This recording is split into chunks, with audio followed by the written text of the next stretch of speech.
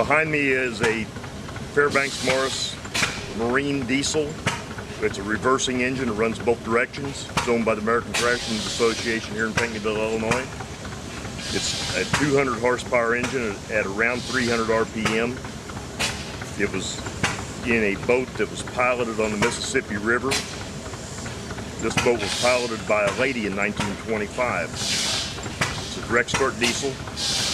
She had an accident with the boat that this was in a few years later, and this engine was underwater for 67 or 8 days. And a salvage company salvaged the engine and spent the rest of its life in a levee district pumping water for flood control.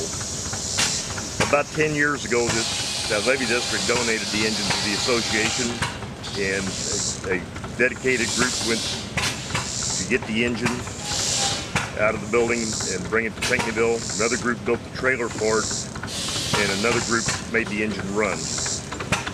It makes 50 horsepower per cylinder. The next version past this version of this engine ceased production in 1929.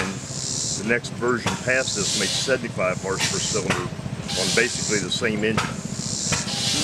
It's very powerful, runs both directions, pumps its own air to recharge the air system to start itself.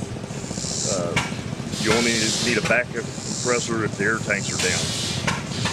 And actually runs pretty quiet for its size. It's a 13-inch bore, 17-inch stroke engine. The basic starting process for this engine, when the air valve is turned on to the air tank and the fuel system's primed, whichever direction you want to start it, you push a button here that releases the latch and turn the wheel to the start position, which opens a system of air valves which comes up through these pipes and valves in the head that's part of the air system, and it turns the motor. It takes at least 120 pounds of air pressure to turn the engine. Once the engine fires, you'll hear it fire. When it does that, you bring it back to whichever direction you're running, forward or backwards with the engine, and you're good to go. You adjust the governor speed to where you want to be at.